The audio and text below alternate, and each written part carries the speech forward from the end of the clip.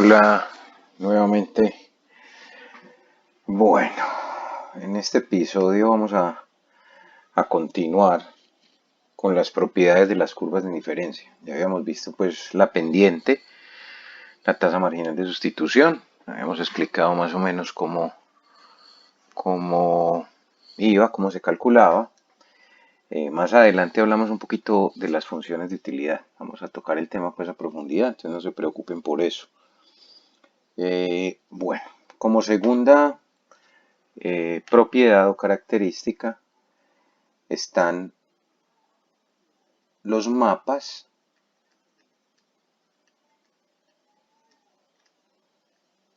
de curvas de indiferencia, ¿sí? O curvas de nivel. Mapas de curvas de indiferencia o mapas de curvas de nivel. Eso ya los que han visto cálculo, poquito de cálculo de varias variables, cálculo diferencial, pues sobre todo varias variables. Entonces, miren. Entonces, en resumidas cuentas, ¿qué es lo que dice esta segunda característica? Esto hace referencia a que existen infinitas curvas de indiferencia, ¿sí? Es decir, existe una curva de indiferencia por cada punto, que pasa por cada punto x1, x2 del plano, ¿sí? Y cada una de ellas pues muestra diferentes combinaciones de bienes. ¿De qué bienes? x1 y x2, que son con los que estamos trabajando, que le otorgan al individuo el mismo nivel de utilidad o de satisfacción, ¿sí? Esto quiere decir que hay infinitas curvas de indiferencia en ese planito que nosotros hemos venido dibujando, ¿sí? O sea que por cada punto del plano, por cada par ordenado de la forma x1, x2, recuerden que x1 pues hace las veces de x y x2 hace las veces de y, ¿sí? x2 hace las veces de y. A ver si me queda esta curvita un poquito más decente, pues que está como torcida, pero que no quede tan torcida, pues. Entonces, un mapa de curvas de indiferencia es simplemente un planito, el plano de nosotros x1, x2, ¿sí? Que tiene varias curvas de indiferencia. Ya vamos a hablar de las características de esas curvas de indiferencia. Entonces, esto es un mapa de curvas de indiferencia, ¿sí? Esto tiene una utilidad 0, esto tiene una utilidad 1, esto tiene una utilidad 2, ¿sí?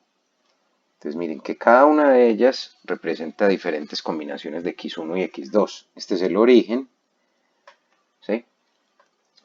Este mapa de curvas de diferencia me sirve para comparar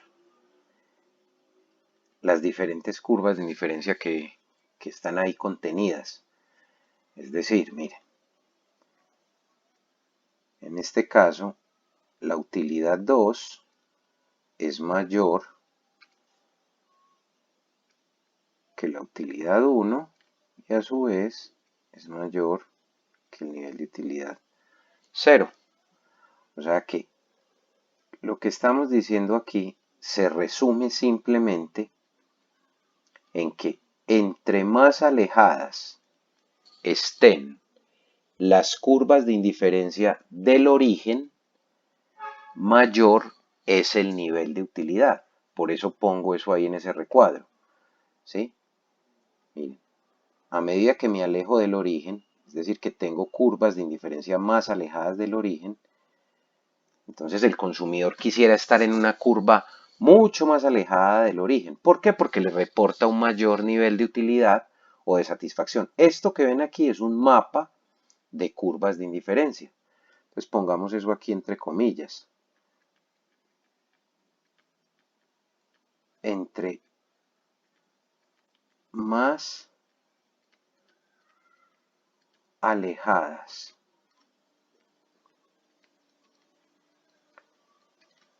estén del origen, ¿sí? Las curvas de indiferencia, ¿cierto? Entre más alejadas estén del origen, mayor nivel de utilidad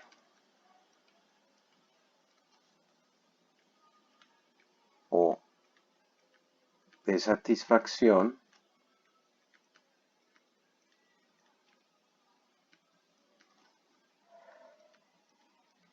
le reportan al consumidor. Pero no es que yo me... Más adelante lo vemos. Yo siempre digo todo más adelante, pero no, vamos en orden, no se preocupen por eso. No es que yo me pueda ubicar si me da la gana en la U2, en esta de aquí.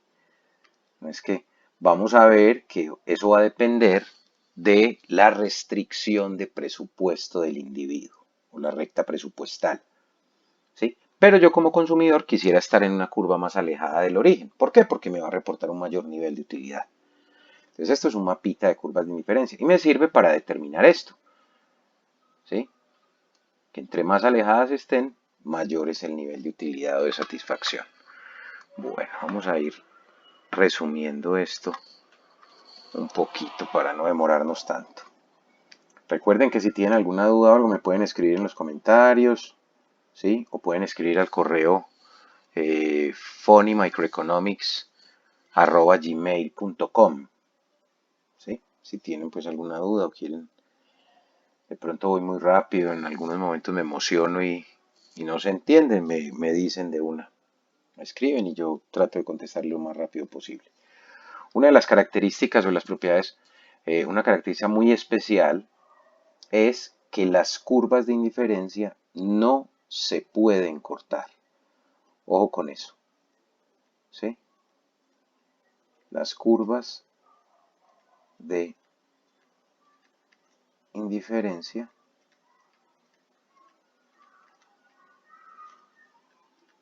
no, pongamos ese no tipo examen, no se pueden cortar. ¿Sí? Vamos a tratar de hacerlo aquí, demostrarlo rapidito. ¿Sí? Hay un método en matemáticas de demostración que se llama reducción al absurdo y consiste en suponer algo y mediante una serie de pasos lógicos o de procedimientos lógicos llegar a una contradicción. En el momento en que llego a una contradicción, entonces es porque lo que supuse inicialmente es falso o es absurdo. Entonces vamos, para mostrar esto aquí de una manera pues digamos más rapidita, vamos a suponer que se cortan. Ese va a ser nuestro supuesto inicial y vamos a ver a qué llegamos. ¿Sí? Vamos a ver a qué llegamos. Entonces, vamos a suponer una curvita de indiferencia de este tipo, U sub 0, y vamos a suponer una curvita de indiferencia que tiene un nivel de utilidad. No importa, pues, estos son valores arbitrarios, entonces no importa que la 0 está, no, eso no importa. Listo. Vamos a suponer que se cortan en el punto E. Vamos a suponer que ellas se están cortando en este punto. ¿Sí? Se cortan en el punto E. Por aquí tengo una cesta A. Por aquí tengo una cesta B. Por aquí tengo una cesta C. Y por aquí tengo una cesta D. Listo. Repito, estoy suponiendo algo y voy a tratar de probar que es falso, que es absurdo. Entonces voy a suponer, repito, esto no se puede hacer, pero lo voy a suponer para mostrarles por qué no se pueden cortar. Entonces, supongo que se cortan. Miren, entre la cesta A y la cesta B se prefiere la cesta A se prefiere a la cesta B. ¿Por qué? Porque está más alejada del origen. Y eso lo habíamos acabado de ver en los mapas de curvas de indiferencia. La cesta A se prefiere a la cesta B. Además, la cesta C se prefiere a la cesta D por la misma razón. ¿Sí? Pongamos aquí. Por estar más alejadas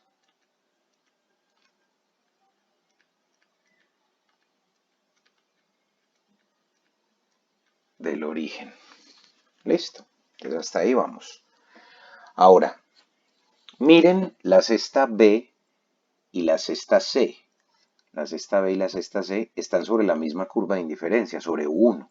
Entonces yo puedo decir, por eso era que lo llamamos o las llamamos curvas de indiferencia, porque en cualquier punto donde te pares de ellas, la utilidad es la misma. Entonces yo puedo decir entre B y C que son indiferentes. ¿Por qué? Porque están sobre la misma curva. Lo mismo pasa con A y D. Son indiferentes, no importa, la utilidad es la misma. ¿Esto por qué? Por estar sobre la misma curva. Listo. Ahora, entonces permítanme hacer algo. Miren, si A se prefiere a B, ¿cierto? C se prefiere a D, B y C son indiferentes, A y D son indiferentes. Entonces, les planteo pues una pregunta ahí, pero yo puedo escribir que A se prefiere a C.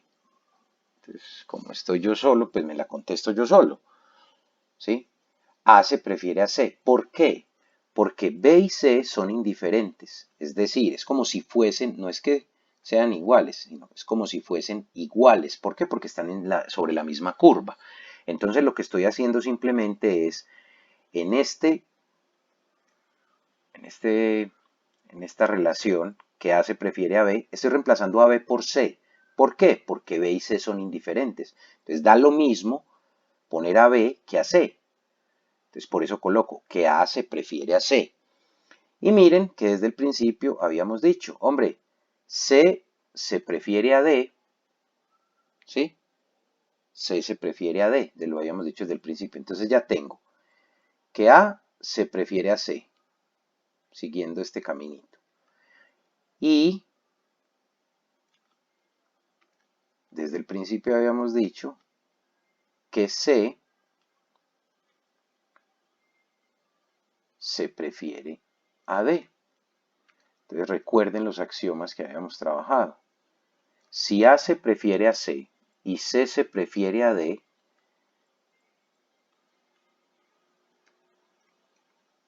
entonces, ¿qué concluimos de ahí?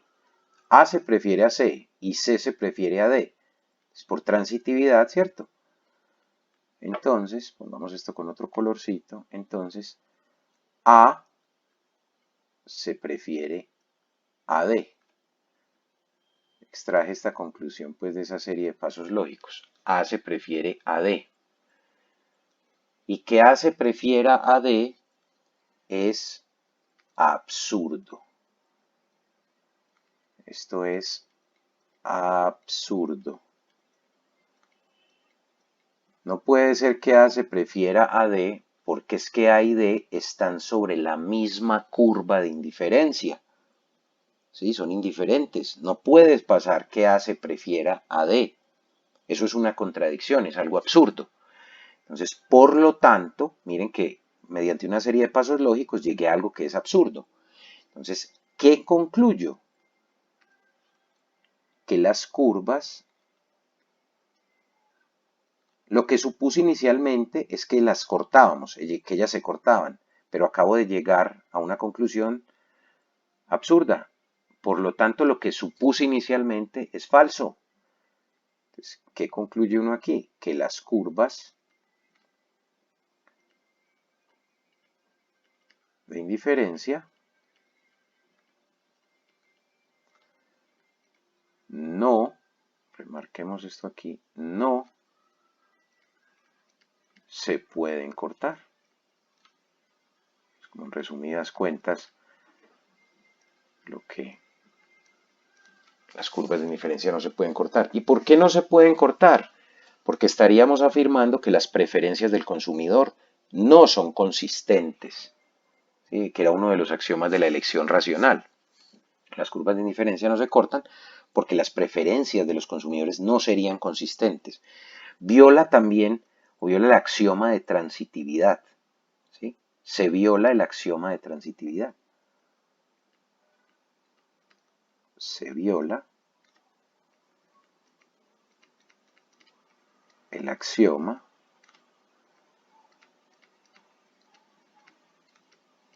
de transitividad. ¿Sí? Se viola el axioma de transitividad. Miren el punto, miren una cosa pues así muy sencillita. Miren el punto E. Miren el punto E. En el punto E estamos diciendo que pueden existir dos niveles de utilidad distintos para esa cesta, lo cual es absolutamente imposible. ¿Sí? Una de las, pues, otra de las razones que podemos ver ahí como a simple vista. Entonces, no es posible que las curvas... En clase uno es muy dado a pintar las curvas como así, como ay, que se vayan a cortar por allá. No, traten siempre de respetar eso, que por más que se prolonguen, si son líneas rectas o si son hipérbolas, eh, no se corten. Pues uno tiene que ser como un poquito disciplinado a la hora de tratar de hacer las gráficas lo mejor posible. Bueno, otra de las propiedades o características es que son convexas, ¿sí? Con respecto al origen. ¿Sí? Las curvas de indiferencia son convexas con respecto al origen. Aunque vamos a ver más adelante unas preferencias que son cóncavas que no estarían soportadas aquí en esta, en esta característica. Entonces, miren. ¿Qué quiere decir eso? Son las que hemos venido pintando. Son las que hemos venido pintando. Como la intención o la idea del curso, pues no es salirnos como mucho, ni que el curso se vuelva algo, o los videos se vuelvan algo ladrilludo, algo como muy camelludo. Voy a tratar de hacer como de explicar una cosita antes de seguir. Miren, cuando uno grafica una función en un plano, como el plano x1, x2, uno puede pintar cosas como estas. O uno puede pintar cosas, por ejemplo, como estas. ¿Sí? A lo que voy es, las funciones que uno grafica en este plano x1, x2 pueden ser funciones cóncavas o funciones convexas. Pero lo que quiero que quede claro es que el conjunto sobre el cual se pintan esas funciones o se grafican esas funciones siempre es un conjunto convexo. ¿Sí? Es un conjunto convexo. Es decir, las funciones como tal pueden ser cóncavas o pueden ser convexas, pero el conjunto sobre el cual se grafican, que en este caso mi conjunto es este plano, todo lo que abarca este plano, la parte positiva obviamente tanto de x1 como de x2, todo este es mi conjunto, ¿sí? Todo esto. Ese conjunto necesariamente sí tiene que ser un conjunto convexo. Entonces, voy a poner eso por acá. El conjunto, vamos a ponerlo con amarillo, el conjunto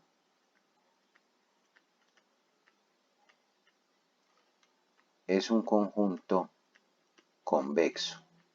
¿Sí? Es un conjunto convexo. Es un conjunto convexo. Sobre ese conjunto podemos pintar funciones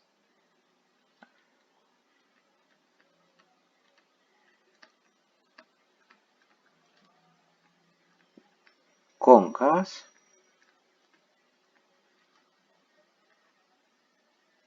o funciones convexas.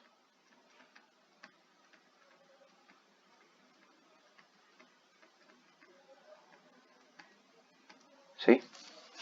Pero el conjunto sí necesariamente debe ser un conjunto convexo. Listo. Entonces aquí en esta propiedad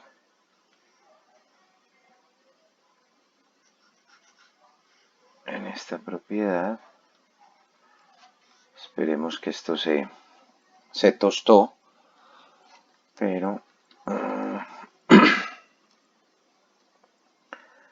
se tostó esto, hombre, qué pena con ustedes. Miren, entonces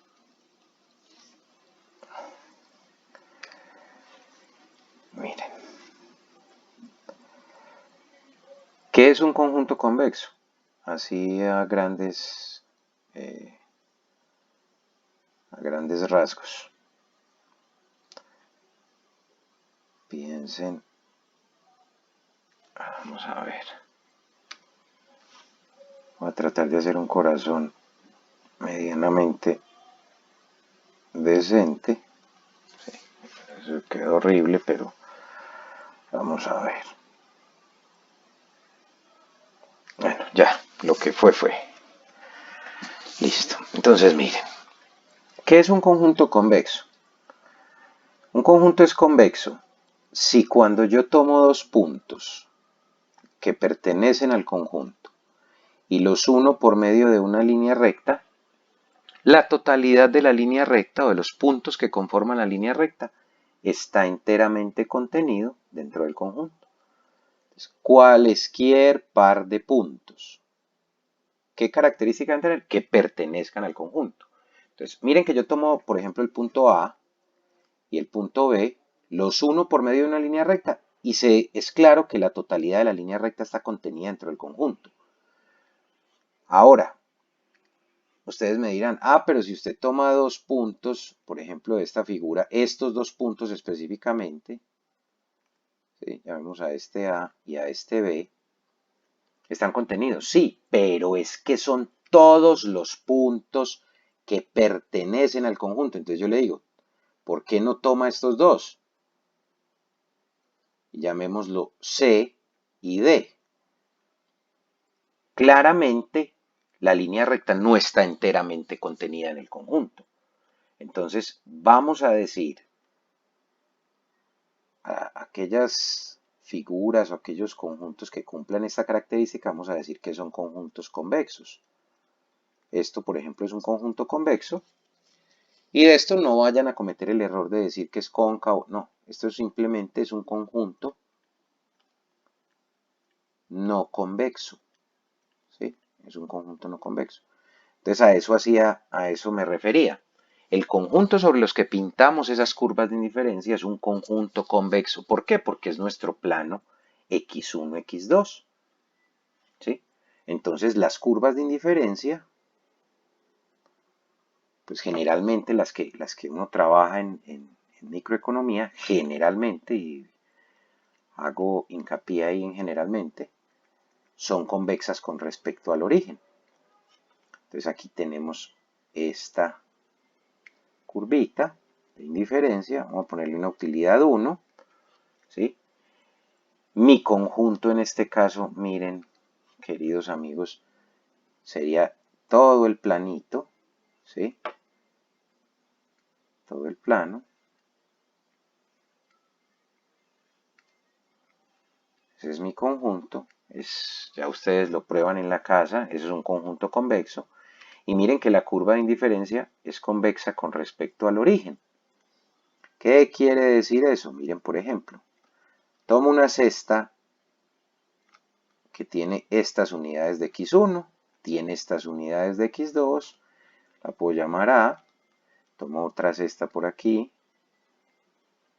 a esta cesta la puedo llamar B, tiene unas unidades de x1, tiene otras unidades de x2. Si ustedes unen esos dos puntos, que obviamente pertenecen al conjunto, por medio de una línea recta, pues se dan cuenta que esa línea recta está contenida dentro del conjunto, ¿sí?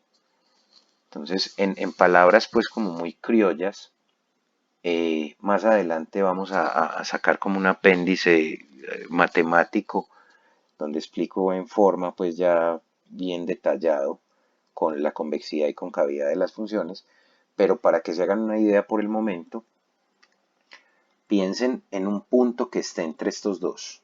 Vamos a llamarlo x1 asterisco, ¿sí? Entonces miren,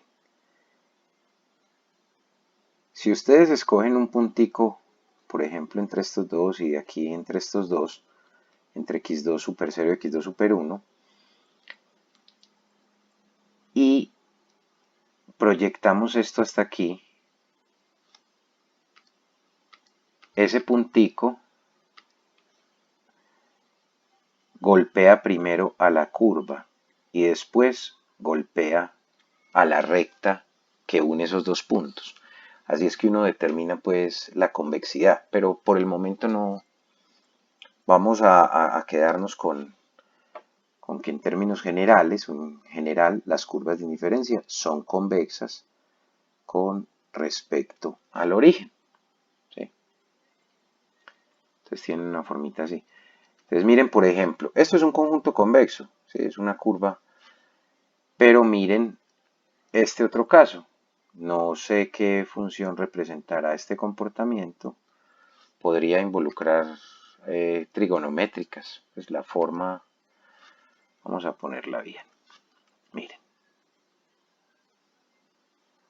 Vamos a suponer esto. Y que tiene un nivel de utilidad, llamémoslo U0. Entonces, por ejemplo, en este caso, si yo tomo una cesta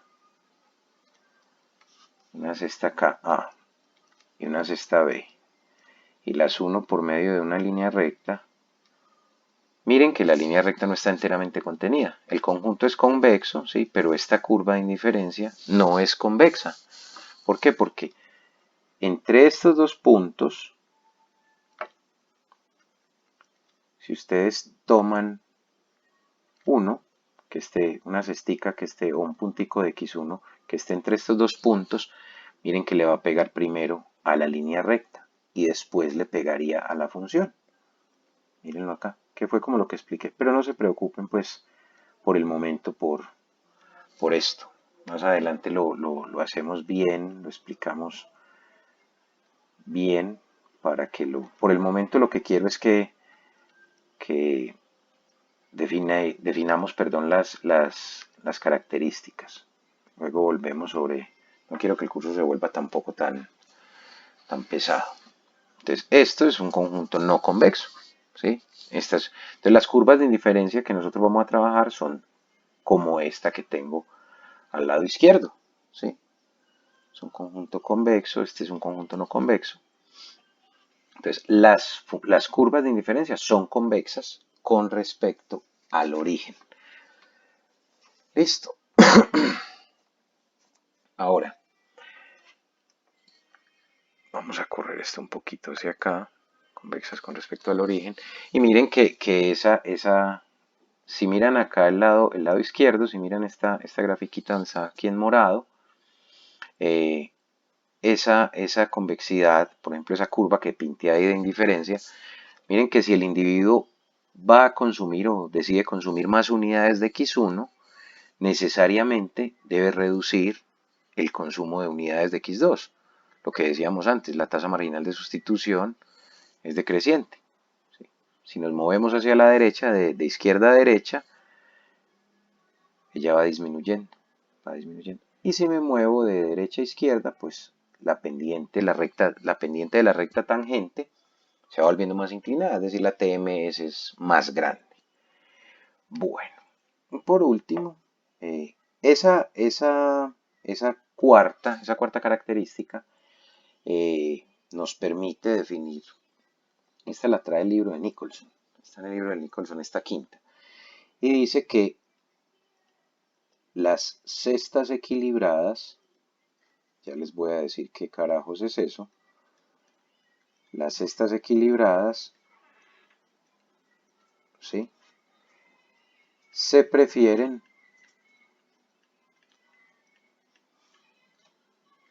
a las cestas extremas. ¿Sí? Entonces, repito, el hecho de que esas curvas de indiferencia sean convexas con respecto al origen me permiten definir esto, que las cestas equilibradas se prefieran a las cestas extremas. Entonces, primero que todo, ¿qué es una cesta equilibrada? Es una cesta que contiene casi las mismas unidades de x1 que de x2. Entonces pueden pensar en una cesta, por ejemplo, 37, 35. 35 unidades de x1, 37 unidades de... o viceversa. Entonces, a eso me refiero con una cesta equilibrada. ¿Sí? ¿Qué será una cesta extrema? Pues será una cesta que contenga muchas unidades de uno de los dos bienes y muy pocas del otro. Entonces, vamos a hacer un grafiquito que nos ayude como a entender esto. Les digo por qué. Entonces, pintamos una curvita de indiferencia como las que venimos haciendo. Un 0, listo. Entonces, miren esta cesta de acá, la cesta A. No me interesa cuántos, ustedes saben que esos son números. Esto es x1 super 0, esto es x2 super 0. Y tomemos una cesta por aquí, una cesta B. Esto tiene x1 super 1 y de x2 debe tener x2 super 1. Repito, estos son números, no se van a enredar con eso. Miren, por ejemplo, la cesta A. La cesta A tiene relativamente muchas unidades de x2. Miren la distancia del origen a x2, miren esta distancia tan larga. Y relativamente pocas unidades de x1. ¿Sí? Esta tiene. ¿Sí? Lo mismo sucede con la cesta B. Tiene muchas unidades de x1, pero relativamente pocas unidades de x2. A eso me refiero con cestas extremas. Entonces, si traemos a colación la característica anterior, miren, vimos con una línea recta esas dos cestas, esos dos punticos. Entonces, cuando yo digo una cesta equilibrada, uno podría suponer, inclusive la más equilibrada de todas. ¿Cuál sería la cesta más equilibrada de todas? El punto medio, tanto en x1 como en x2. ¿Y cómo se calcula el punto medio de un segmento de recta? ¿Sí? Entonces esto va a ser x1 super 0, simplemente se suman y se divide entre 2. Y esta sería la cesta más equilibrada, pues la coordenada más equilibrada en x1. Esperen un momentico que esto se tostó. Ya vamos a terminar. Entonces miren. Vamos a suponer, esta es la coordenada de x1. Esta es la coordenada de x1. Esta es la coordenada de x2. Estoy tomando las más equilibradas. No necesariamente debería ser así. ¿Sí? Ya les voy a mostrar por qué. Entonces, miren, a esta verde, a eso me refiero con una cesta equilibrada. ¿Y por qué el individuo preferiría una cesta equilibrada a una extrema? Porque recuerden que habíamos dicho que por ese plano pasan infinitas curvas de indiferencia. Entonces, por esa cesta equilibrada pasaría una curva de indiferencia. Vamos a ponerle una utilidad U sub 1. Entonces va a preferir una cesta equilibrada porque le reportaría un mayor nivel de utilidad o de satisfacción. Luego les muestro que para que se pueda ubicar en esa curva de indiferencia necesitaría, por ejemplo, un mayor nivel de renta o que los precios disminuyeran simultáneamente en la misma proporción. Pero eso lo vemos en la restricción. Entonces, la razón por la que prefiero una cesta equilibrada a una extrema es porque tendría un mayor nivel de utilidad o de satisfacción. ¿Sí? Mírenlo ahí. ¿Sí? De hecho, no tendría que ser la cesta el punto medio. No tendría que ser, vamos a llamar a esta cesta C. No tendría que ser la cesta más equilibrada. Cualquier cesta que se encuentre en x1, entre x1 super 0 y x1 super 1, y entre x2 y en x2, entre x2 super 0 y x2 super 1, podría ser. Usted podría decir, no, ¿qué pasa si elijo de x1, por ejemplo, x1 asterisco? Entonces miren que le correspondería un x2 asterisco. ¿Sí? Y por ahí también pasaría una curvita de indiferencia que tendría un nivel de utilidad más alto que U sub 0. Y miren que no es la cesta más equilibrada de todas, como la calculé el punto medio. Es una que se encuentra entre A y B. Pero aún así es preferible que los pares iniciales, que los que se eligieron como A y B. Pues por esta razón, el individuo prefiere cestas equilibradas a cestas extremas. ¿Está bien? Bueno, con eso concluimos pues como las características. Vamos a trabajar sobre eso todo. Vamos a hacer un trabajo amplio ahí sobre las curvas de indiferencia. Les voy a enseñar a graficarlas, cómo se grafican, qué forma tienen y vamos a explicar cómo se resuelve en cada uno de los casos dependiendo del tipo de curva de indiferencia que tenga, es decir, dependiendo del tipo de función de utilidad que tenga. Entonces ya en el próximo video vamos a relacionar las preferencias de los individuos con su respectiva función de utilidad. Ya empezamos a meterle un poquitico de matemáticas, un poquitico pues más de matemáticas, relacionando las preferencias de los individuos y su respectiva función de utilidad. Entonces vamos a pasar un buen rato en ese punto para que aprendan a reconocer las diferentes curvas de indiferencia y su forma funcional.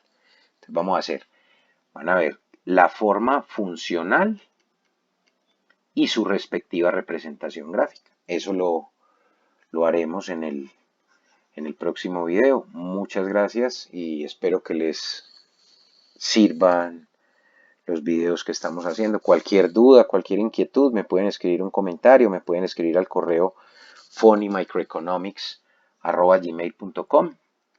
¿Sí? Vamos a ponerlo aquí.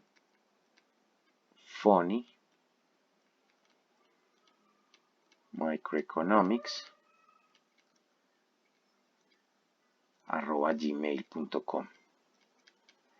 Les agradezco la atención y les mando un abrazo gigante. Cuídense bastante. Nos vemos.